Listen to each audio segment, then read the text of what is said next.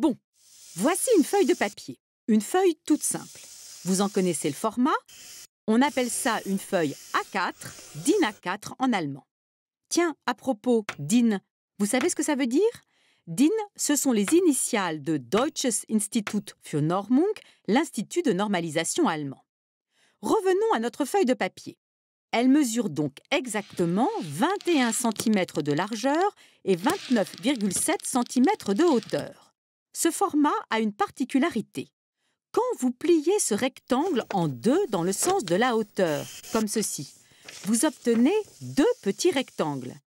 Eh bien, le rapport de la hauteur à la largeur est le même pour le petit et le grand rectangle, autrement dit, ils ont les mêmes proportions. Vous voyez?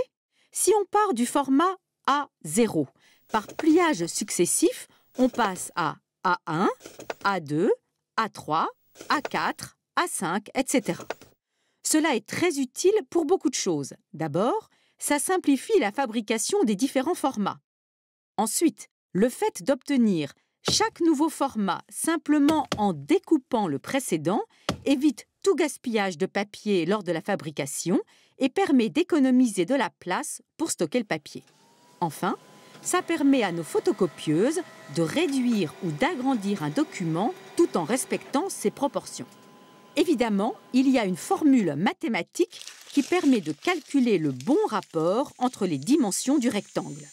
Le voici pour les amateurs de mathématiques, les autres voudront bien nous pardonner quelques instants.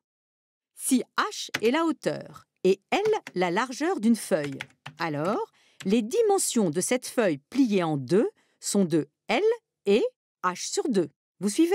Bon, pour que les rapports soient les mêmes, il faut donc que h sur L soit égal à L sur h sur 2, ce qui donne que h sur L au carré est égal à 2. Vous suivez toujours? Bravo! Le rapport de la hauteur à la largeur de notre feuille de départ doit donc être égal à la racine carrée de 2.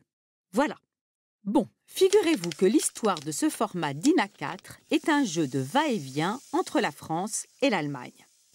C'est le grand penseur et scientifique allemand Georg Christoph Lichtenberg qui, le premier, mentionne les particularités de ce format dans une lettre du 25 octobre 1786. En fait, le format existe déjà, puisque la feuille de papier sur laquelle il écrit possède justement ce rapport. Mais il s'interroge sur l'origine de ce format. S'agit-il là d'un choix conscient du fabricant? C'est en France que l'histoire continue, car au lendemain de la Révolution française, on va chercher à tout prix à légaliser ce type de format. En effet, dorénavant, un impôt est levé sur la propriété foncière. Il faut donc établir un cadastre. C'est un projet de grande envergure qui demande un vaste effort de rationalisation et d'uniformisation. Le député de la Seine-et-Marne, Jean-Baptiste Moïse Jolivet, expose le 21 août 1792 à l'Assemblée nationale législative les raisons qui justifient le recours à ce type de format. Quelle doit être la proportion entre les deux dimensions du papier, la hauteur et la largeur, demande le député. Après avoir exposé pourquoi un long usage a proscrit la forme entièrement carrée, il explique que sous Louis XIV, où une première normalisation des formats avait été entamée, le résultat n'était pas satisfaisant parce que, citation, « le ministère ou ses agents n'ont fait qu'approcher du principe sans l'avoir saisi ». Après moult atermoiements, la loi est enfin promulguée le 13 Brumaire de l'an 7 de la République, autrement dit le 3 novembre 1798. Le format grand registre est désormais défini comme l'équivalent de notre format A2, le moyen papier comme le format A3, les grands papiers, petits papiers et demi-feuilles correspondent au format B3, B4 et B5.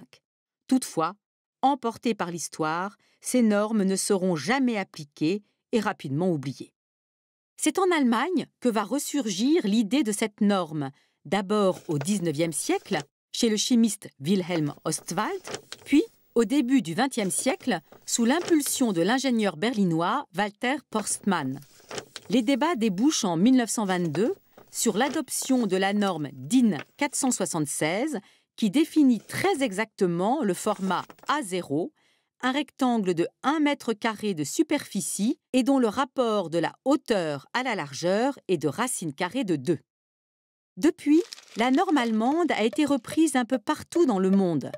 En France, après l'expérience sans lendemain de la Révolution, la norme a été réintroduite en 1967.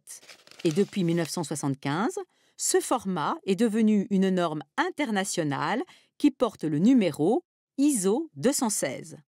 Voilà de quoi réjouir Lichtenberg, qui, il y a plus de 2 siècles, écrivait cet aphorisme dont il ne se doutait pas qu'il s'appliquerait si bien à lui-même.